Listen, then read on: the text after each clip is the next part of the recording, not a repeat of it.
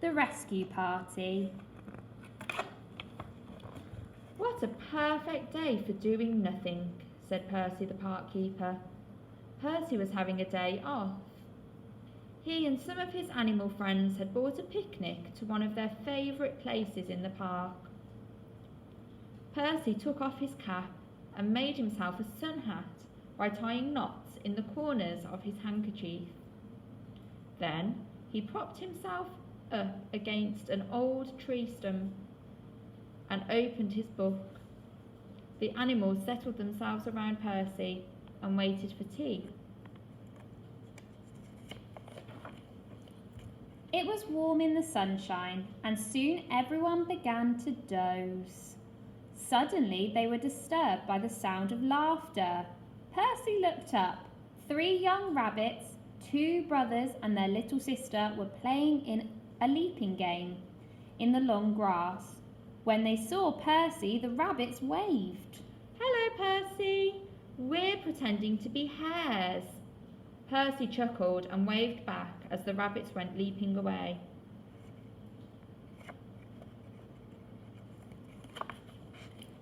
The 3 rabbits were having a wonderful time. "I can jump the longest," said one. "I can run the fastest," said his brother. "I can jump the highest," said the smallest rabbit, and she jumped high into the air. Whee! But as the little rabbit landed, to her brother's surprise, she completely disappeared. She had crashed right through the rotten cover of an old well. The 2 brothers stared at the hole in the ground. Then they began to wail.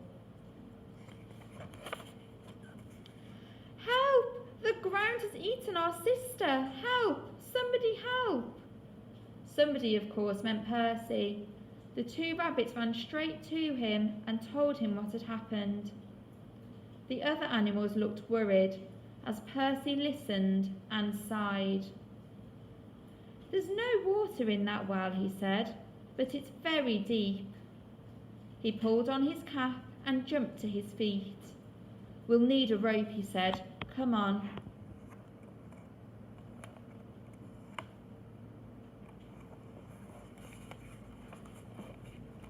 Percy raced away with the animals, following behind him. Before long, he was leading them back again towards the old well. Over his shoulder, Percy carried a long rope. Percy cleared away the rotten wood that had covered the well and peered into the dark hole. He couldn't see the little rabbit. She was perched on a log that had wedged itself halfway down the well.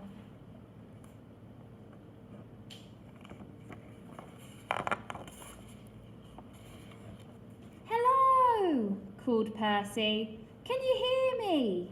A rather cross little voice answered, "I bumped my head."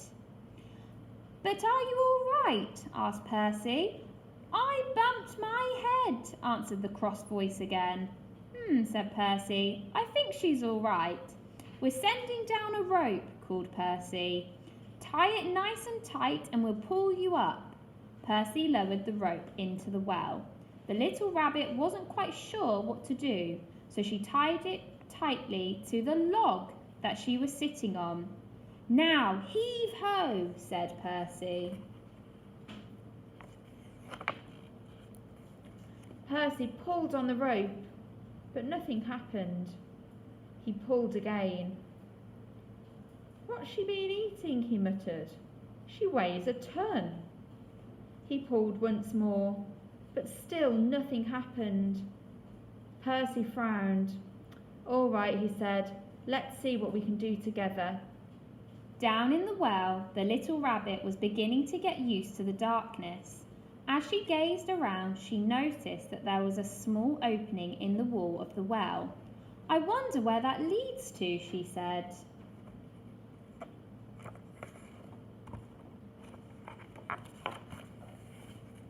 At the top of the well, the rescuers lined up behind Percy, ready to pull on the rope.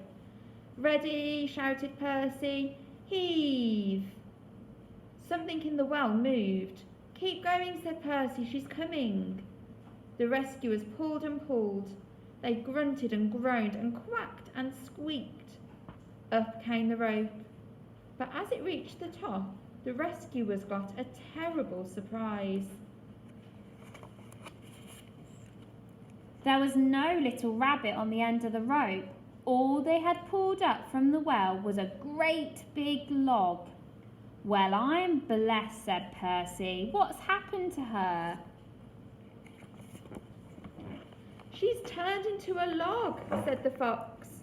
"She's at the bottom of the well," said the squirrels. "She's lost forever," wailed the rabbits. "Oh no, I'm not," said a little voice behind them. "I'm here." Everyone looked around in amazement.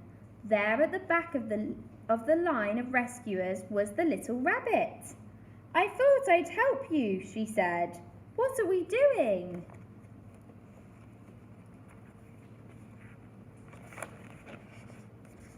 Percy and the animals began to laugh. They laughed and laughed until they couldn't stand up. "But how did you manage to get out?" asked Percy at last. "It was easy," she said. "I found a secret passage. It comes just out over there." "Well, I never," said Percy. "Well, well, well. Which reminds me," he added, "I must make a new cover for that old well."